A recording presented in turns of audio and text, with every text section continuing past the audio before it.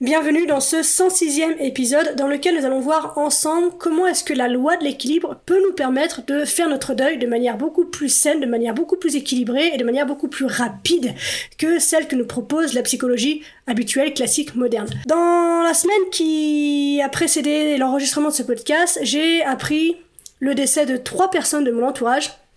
Et comme tu peux le voir, je ne suis pas effondrée, je vais plutôt bien, je suis plutôt sereine, je suis plutôt tranquille.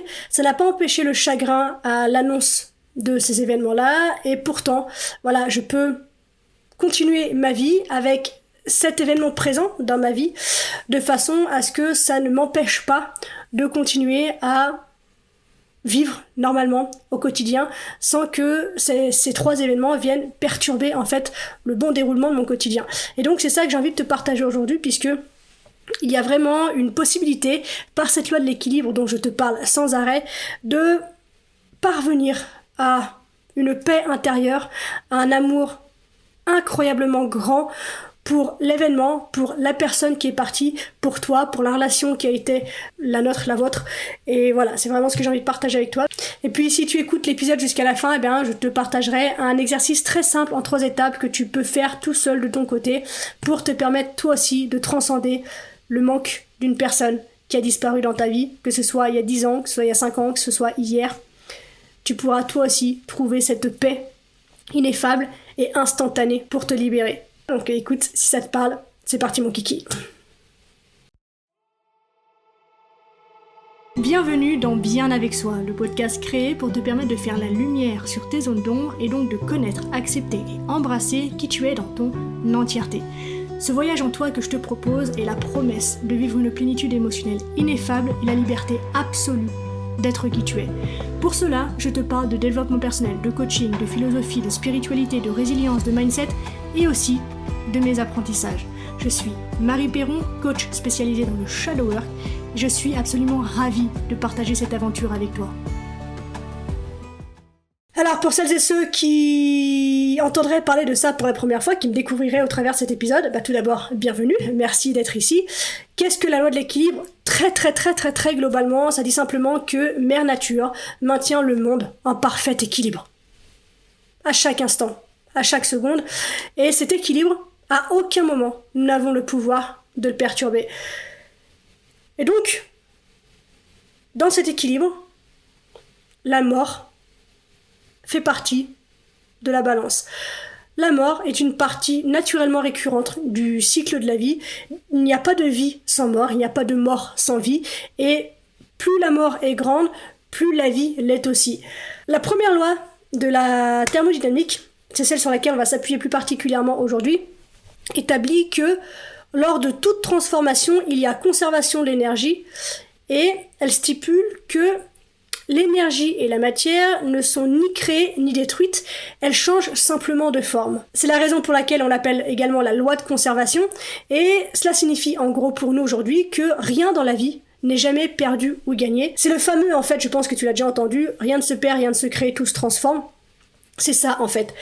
Rien n'est donc créé et rien n'est donc détruit. Donc, d'une certaine façon, on peut voir les choses de la manière suivante. Nous ne sommes pas nés, nous ne mourrons pas non plus, juste nous sommes, instant après instant, sous des formes bien spécifiques à chaque instant.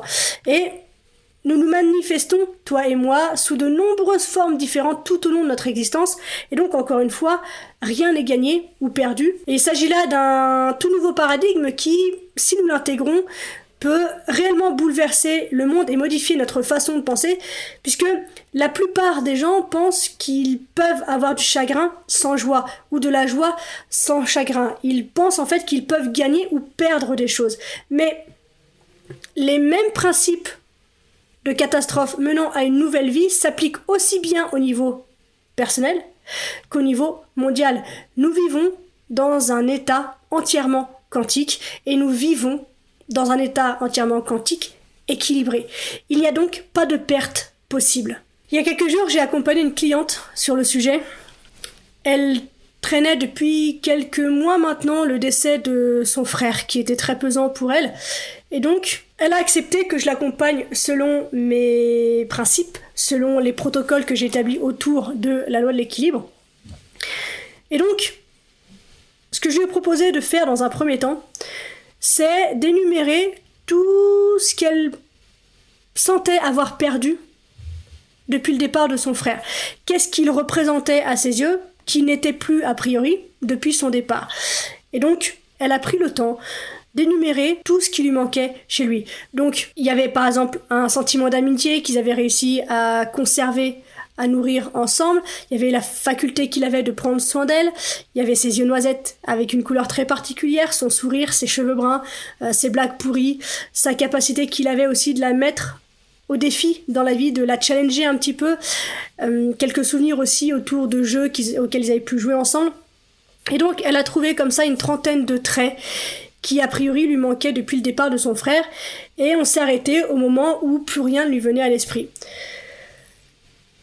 Une fois que on a pu établir cette liste de tout ce qui lui manquait de bon depuis le départ de son frère, j'ai osé une question qui socialement est très peu admise et qui pourtant peut faire un bien fou quand on s'autorise à y répondre. C'est, depuis que ton frère est mort, qu'est-ce qui s'est amélioré dans ta vie? Quels ont été les gains pour toi? Et évidemment, au début, elle a eu du mal à voir ou à admettre ou même à s'ouvrir à l'éventualité d'une réponse à cette question. Mais on a tous cette espèce de pudeur face au décès de quelqu'un, de ne pas oser reconnaître que cette personne était humaine et qu'en fait du coup elle avait des imperfections et que depuis qu'elle n'est plus là, eh bien il y a une forme de soulagement qui se crée aussi. Et je dis bien aussi parce que ça n'empêche aucunement la douleur de la perte et de la disparition de cette personne. Mais au bout d'un moment, elle s'est laissée aller. Elle avait trop mal, donc elle avait compris que je lui proposais quelque chose de différent, clairement. Et donc elle s'est ouverte à la possibilité que je lui offrais de voir les choses différemment. Et elle a commencé à trouver un domaine dans sa vie, dans lequel effectivement, depuis que son frère était parti, eh bien, la situation s'était améliorée. Par exemple, elle m'a dit, il avait un côté très autodestructeur et j'avais tout le temps besoin de prendre du temps pour prendre soin de lui et de le sauver, d'être présente à outrance en fait pour lui, et du coup ça empiétait sur ma vie personnelle et ça posait problème dans mon couple, ça posait problème dans mon rôle de maman. Et donc lorsqu'il allait pas bien, elle était blâmée par la famille, en tout cas c'est la perception qu'elle avait, où elle faisait jamais les choses comme il faut, elle en faisait jamais assez. Il y avait toujours quelque chose qui n'allait pas, et c'est en évoquant ces moments-là qu'elle a vraiment ouvert les portes et que les vérités cachées pour elle ont commencé à apparaître. Et donc nous avons trouvé ensemble des avantages, puis un autre avantage, puis encore un autre avantage, et une fois encore jusqu'à ce qu'elle sente à l'intérieur d'elle-même que c'était venu équilibrer tous les points positifs qu'elle avait énumérés dans un premier temps. Et à ce moment-là, une fois que l'équilibre était atteint, et comment est-ce qu'on sait que l'équilibre est atteint? C'est physiologique, tu le sens dans ton corps que ok, ça y est, c'est bon. Eh bien déjà, tu peux commencer à éprouver beaucoup moins de sentiments de perte. Et donc ce qui est arrivé à ma cliente, elle a trouvé cet équilibre et elle a eu ce sentiment de soulagement, d'apaisement qui a commencé à prendre place dans son cœur. Mais à ce stade, le processus n'est pas encore tout à fait achevé et c'est l'étape suivante qui a consisté pour elle à trouver la transformation. Puisque rien ne se perd, rien ne se crée, tout se transforme, on est allé chercher ensemble donc de quelle façon ce qu'elle sentait avoir perdu depuis le départ de son frère était en fait présent sous une autre forme depuis son départ dans sa vie. Et donc je lui ai demandé où sont les nouvelles formes de ces traits de caractère qui te manquent depuis le départ de ton frère aujourd'hui dans ta vie. Qui a développé cet humour un peu pourri?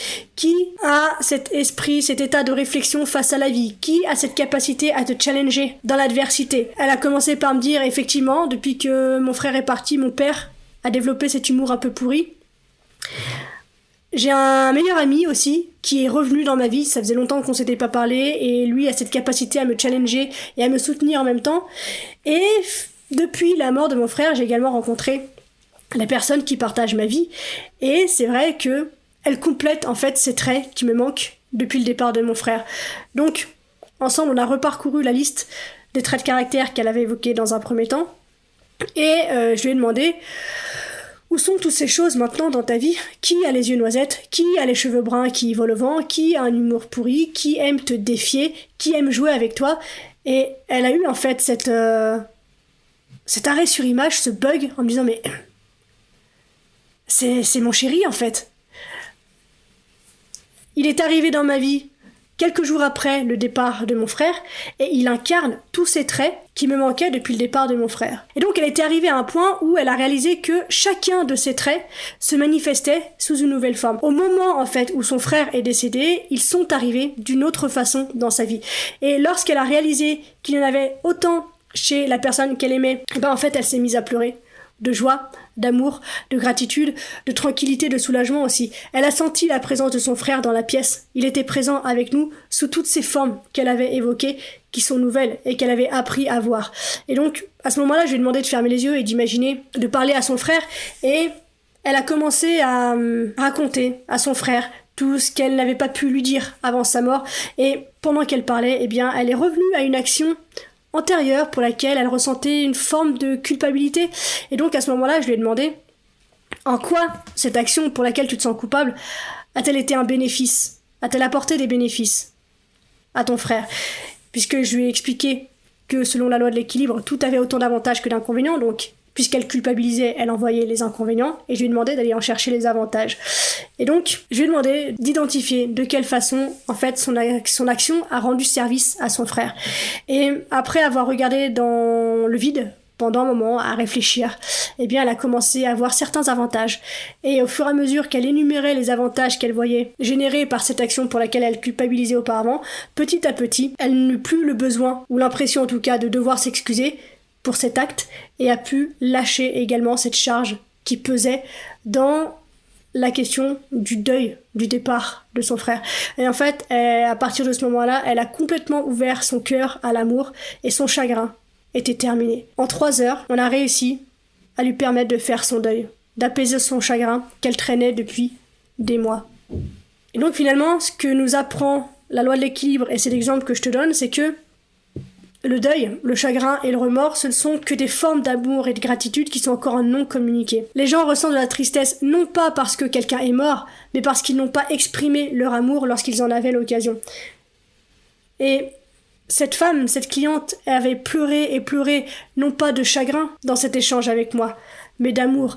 Elle avait pu dire à son frère imaginaire combien elle l'aimait, combien elle l'appréciait, combien ses valeurs étaient présentes dans sa vie, combien en fait il comptait encore aujourd'hui pour elle. Et à ce moment-là, je lui ai demandé, quand tu penses à la mort de ton frère, est-ce que tu ressens encore un quelconque sentiment de perte ? Et elle a simplement secoué la tête pour me dire non.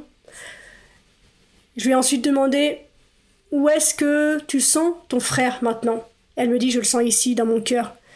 Il est vivant sous cette forme nouvelle que j'ai appris à reconnaître dans ce coaching. Et donc, ma cliente, quand elle est partie ce soir-là, elle se sentait un peu hébétée, un peu émue, et elle m'a dit, avant de raccrocher, que c'était la chose la plus étrange qu'elle ait pu vivre dans sa vie, mais que toute la perception de son frère venait justifier et enrichir et emplir de gratitude son appréciation pour la personne qui partageait sa vie depuis le décès de son frère, et elle comprenait mieux pourquoi est-ce cette personne était dans sa vie maintenant, parce que justement son frère a changé de forme et qu'il n'y a pas de perte. Alors, j'entends qu'il peut y avoir quelques confusions, il ne s'agit pas de dire qu'en fait elle s'est mariée ou elle s'est mise en concubinage avec son frère, c'est pas ça, mais effectivement l'équilibre est toujours maintenu. Elle a eu un sentiment de perte vis-à-vis du départ de son frère, et cette perte s'est annulée par la présence de cette nouvelle personne dans sa vie qui porte les mêmes traits auprès d'elle que son frère. Puisque si on a envie d'aller un tout petit peu plus loin sur le sujet, on se rend compte, j'ai pu le voir, moi avec les deuils qui ont été les miens récemment, et puis ceux que j'ai pu vivre avant, et puis ceux sur lesquels je peux accompagner mes clients, qu'en fait, c'est rarement la personne elle-même qui nous manque. C'est toute l'histoire qu'on se raconte autour de cette personne. C'est tout ce que cette personne nous permettait de vivre, d'être, de faire, d'avoir. C'est tout ce que cette personne nous apportait, mais selon nos perceptions. Donc en fait, toujours selon nos perceptions, il est possible de nous apercevoir que ce dont on avait besoin et ce qui était nourri par la présence de cette personne est désormais nourri, en fait, d'une manière différente et s'exprime désormais d'une manière différente. Mais c'est toujours là, puisque ça ne dépend que de l'histoire que l'on se raconte. Donc, si tu as envie de vivre toi aussi cette expérience en autonomie, à l'image de ma cliente ou de la façon dont j'ai intégré moi ces 3 deuils récemment, la semaine dernière, voici l'exercice que je te propose de faire pour cela. Première étape, Pense à quelqu'un que tu penses avoir perdu à un moment donné de ta vie à cause d'un changement, d'un divorce ou évidemment d'un décès, et note tous les traits ou aspects spécifiques que tu penses avoir perdus depuis le départ de cette personne. Deuxième étape, reviens au moment précis dans ta tête où tu as ressenti cette perte la plus forte. Et demande-toi quelles étaient à ce moment-là les nouvelles formes de ces traits de caractère ou aspects spécifiques. Comment ces qualités sont-elles immédiatement réapparues dans ma vie sous une autre forme? Et au fur et à mesure que tu les découvres, note la nouvelle forme sous laquelle chaque qualité est réapparue dans ta vie. Peut-être qu'à ce moment-là, tu vas avoir besoin de faire preuve de créativité, de perspicacité pour reconnaître la nouvelle forme. Les qualités qui te manquent chez cette personne qui est partie peuvent apparaître chez d'autres personnes, tu l'auras compris, mais également chez toi-même, chez un animal que tu as pris sous ton aile depuis le départ de cette personne, ou dans de nouvelles relations, ou dans de nouvelles opportunités. Donc ça peut vraiment s'exprimer sous des formes complètement inhabituelles en fait, et donc je t'invite à faire preuve d'ouverture, de créativité, de lâcher prise, peut-être d'un peu d'humour aussi, pour te rendre compte sous quelle forme la personne qui est partie s'exprime désormais.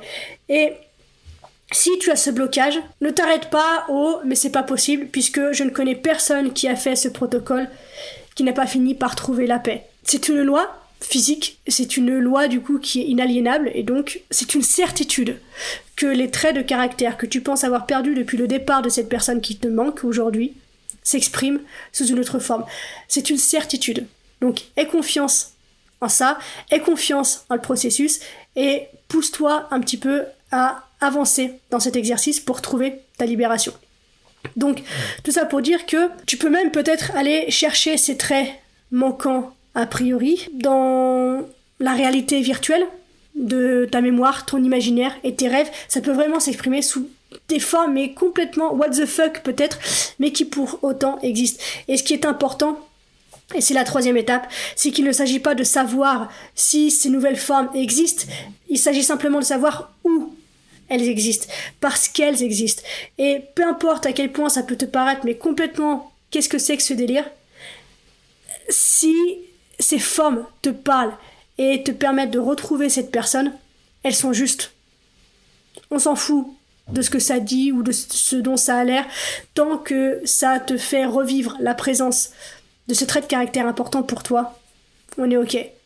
Donc, ne t'arrête pas de chercher jusqu'à ce que tu puisses trouver tous ces traits de caractère sous la nouvelle forme dans ta vie d'aujourd'hui. Et comment est-ce que tu sauras que tu as terminé? Eh bien, lorsque tu réaliseras que tu n'échangerais la nouvelle forme sous laquelle s'expriment ces traits pour rien au monde, et encore moins contre ce qui semblait perdu auparavant.